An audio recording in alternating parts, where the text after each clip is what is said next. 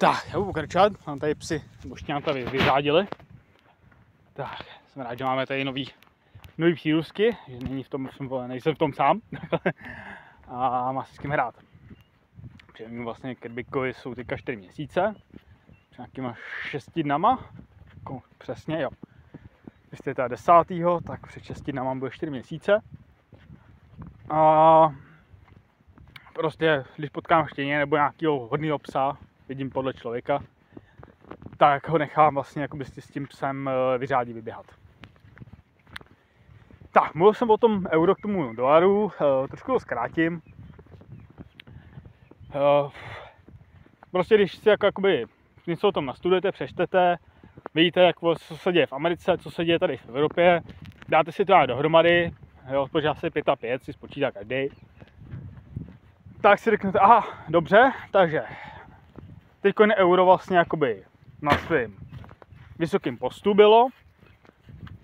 Říkám, hele, jdu nakoupit. Jo, sice to bylo jakoby nahoře, ne dole.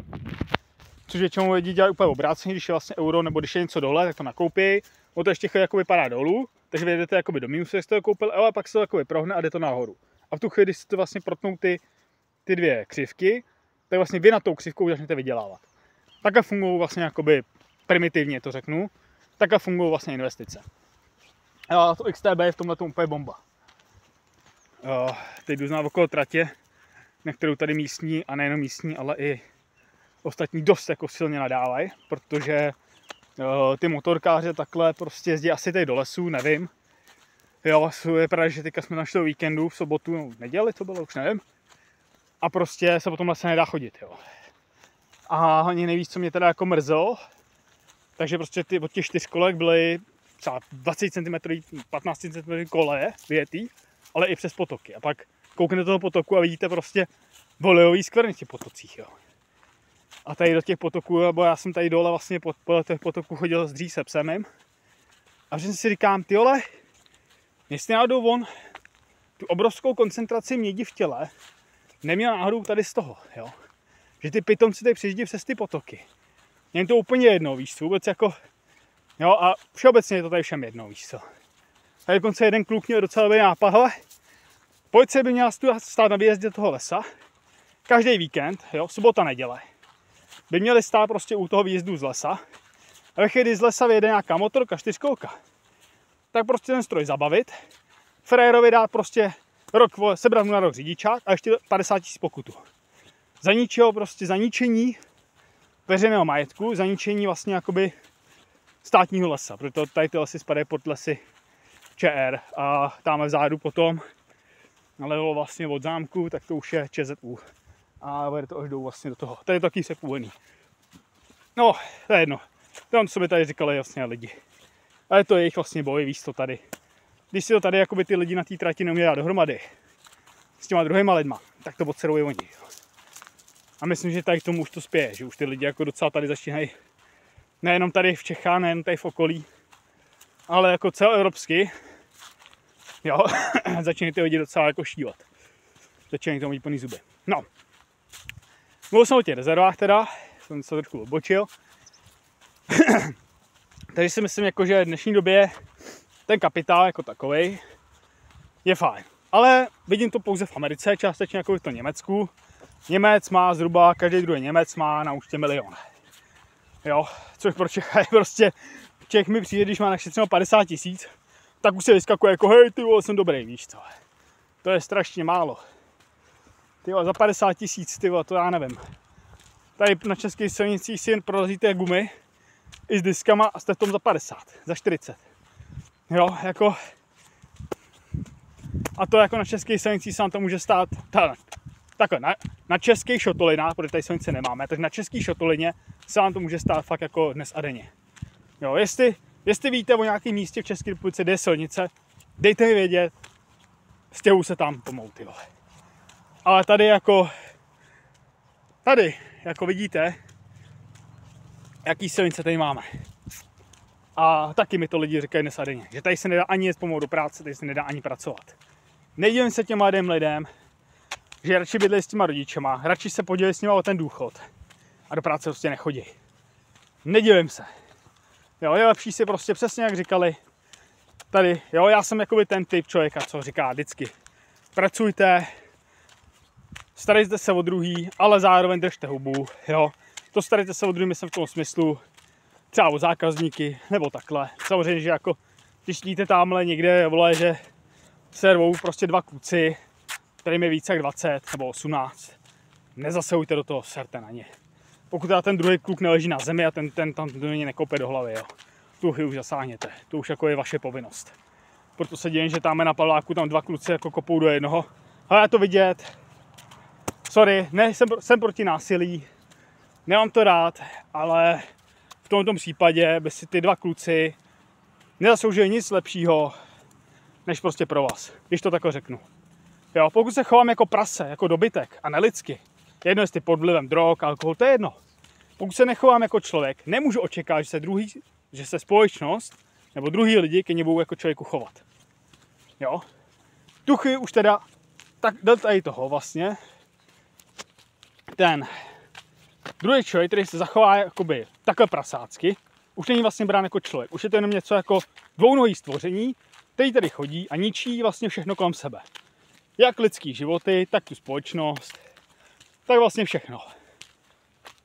To prostě, a pokud takovýhle lidi si tady budeme držet, tak velmi brzo, a vlastně už tady jsme v tomhletom stádiu, už vlastně to tady rozpadá. Ekonomicky, společensky, geopoliticky, a po všech stránkách prostě, i potravinářsky, jo. Nejistě, když budete mít tady lidi, kteří budou vlastně dřív chudobu snouzí, tak to zapříčiní to, že třeba když takový lidi budete mít 50% v republice, ve společnosti, tak takový lidi budou nakupovat potraviny a produkty, které jsou prostě, když to řeknu na plnou hubu, fakt jako hodně zdraví škodlivý, jo. A už to jsou nějaký polotovary, nebo nějaký prostě srágory, co prostě tam strčí do mikrovlnky. Kerbe, fuj, tam ne. To je stoka, vole, pojď. Já vím, že máš žízeň, ale já taky, ale do toho ne, kámo. Ne, to jsou splašky, pojď. Pojď, já tě vezmu potoku, nějakým normálním. Kerbe, fuj. Pojď. Tak. Kerbíku, fuj. Ne, mazej. To smrdí jak to, vole, jak bolavá noha. Ne, mazej, fuj.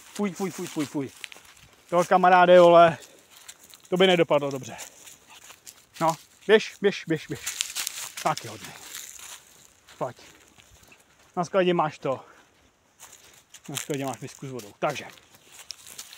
To je vlastně o té Americe, jakoby o tom kapitalismu.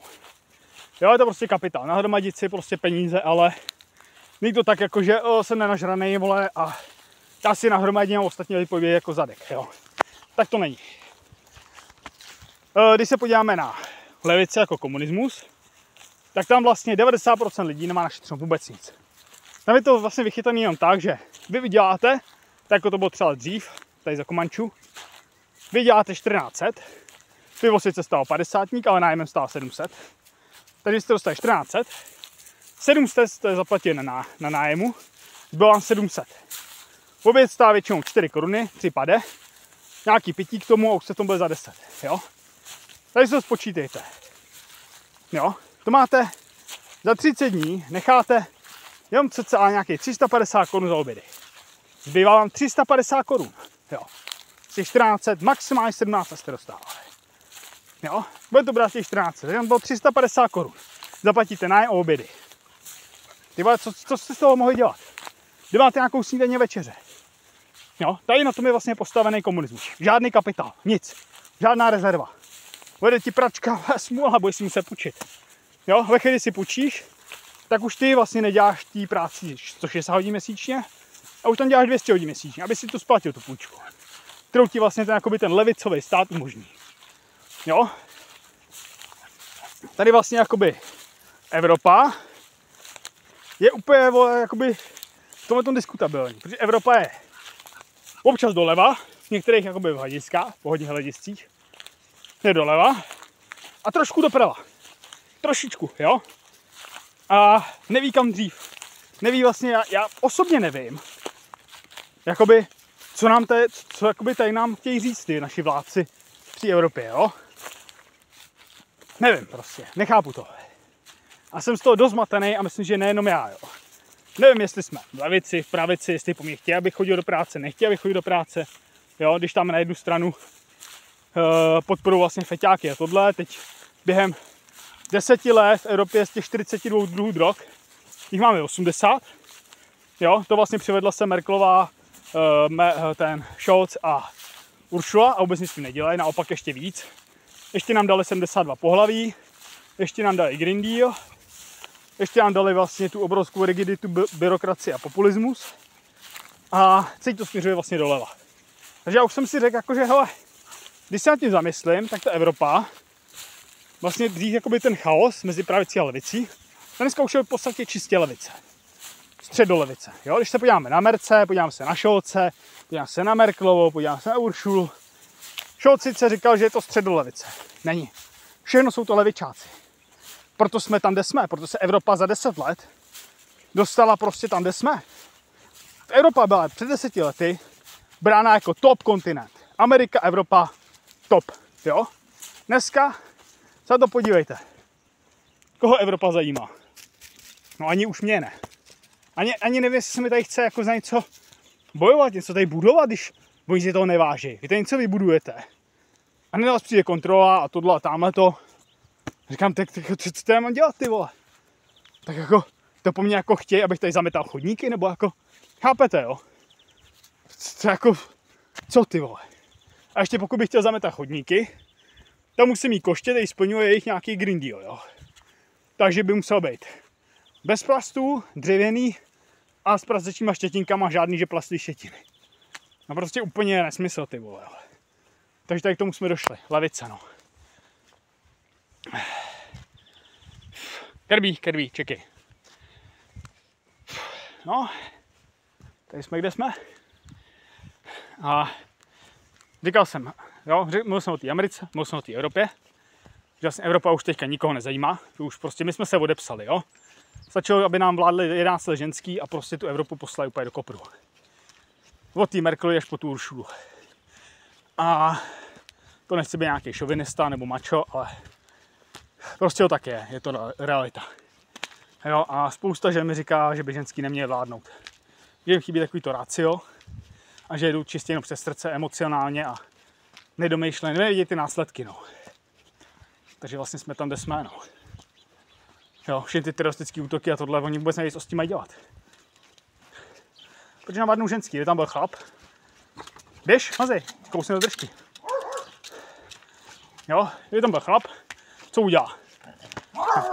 Logicky. Přijdeš, nic nedostaneš.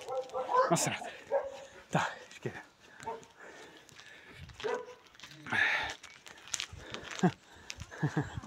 Tak. Jo? To, co vlastně říkal AFDčko. AFDčko říkal, přijde se nelegální imigrant, nedostane ani euro, nedostane nic. Prostě tady nemáš co dělat, musíš se registrovat, jo? A když jsi do Evropy, tak musíš jít přes Maroko, přes Líbii, přes Tunisko a přes Egypt. Tak, jde zasek. Co, Kirbyku, kde pak se flákáš, co? Nazdar. Pojď, mudlo. Tak, hodnej kluk, hodnej. Takže, jo, já jako AFDčko nemám rád, jo.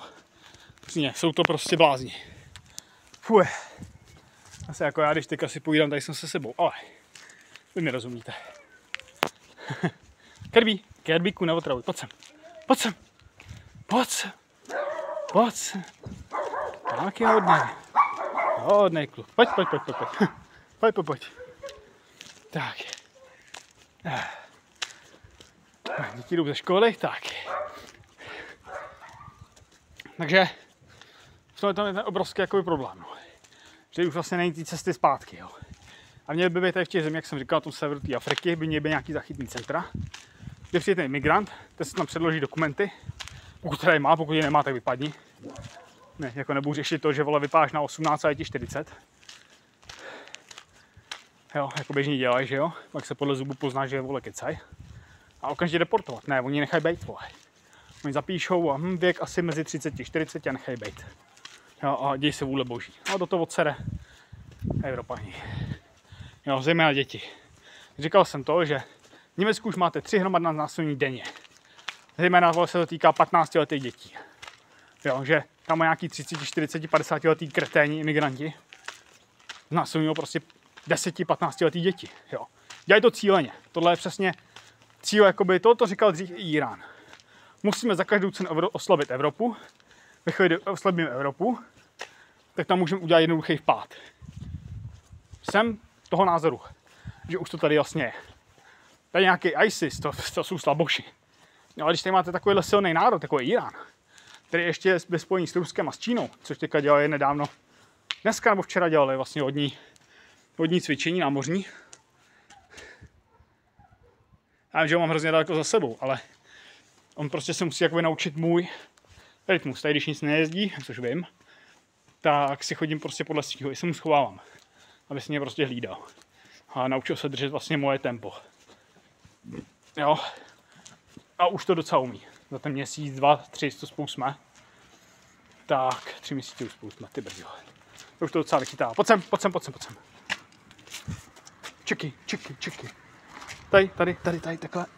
Tak. A čeky. Hladný kluk, tak pojď, tady budeme, tak. Ještě jde jedno auto, jsem to tak křik, co? Dobrý. Tak, cyklista, to je boj. Pojď sem ještě. Čekol se trošku bojí. Tak, čekej. Hodnej, vidíš to, super, to pojď. Ty jsi zvědavej, pojď. Jo, 4měsíční, jo. Děkuju. Jo, on se bojí kolo, no. Jako podívu, čekající psy má jako docela párku. Tak jsem taky zakřik. Tak, říkám, že Staffordi prostě jsou obrovský, ale jsou taky velký sraby. Pojď sem nalevo. Kirby, pojď sem. Tak je hodný. Tak a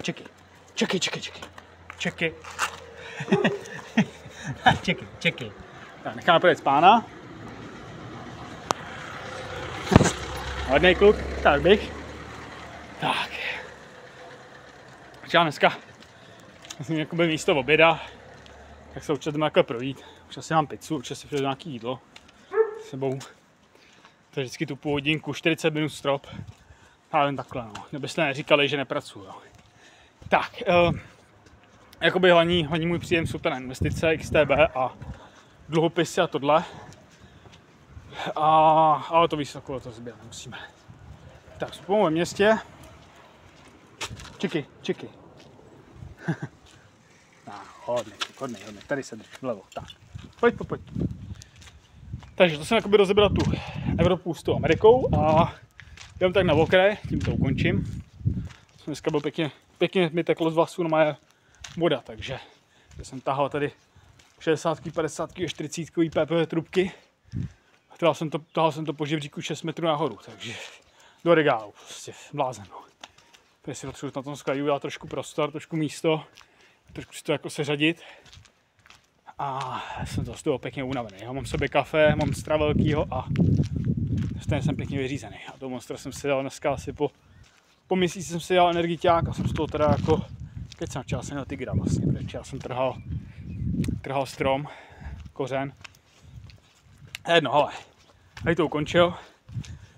Pojďte se na tu Ameriku a Evropu, kam spěje, jo? Co ty drogy a všechno třeba teďka dělají v Americe.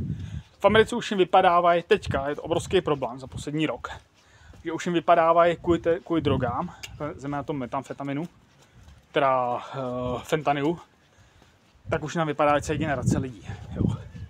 Že třeba mezi 30. a 35. rokem už prakticky obrovský problém najít člověka práceschopnýho. Ten není úplně vyfetovaný prostě, takže nemůže fungovat. Podívejme se na Čínu. Má cenu něco říkat? A Indie? A Brazílie? Takže Kirby, pojď sem.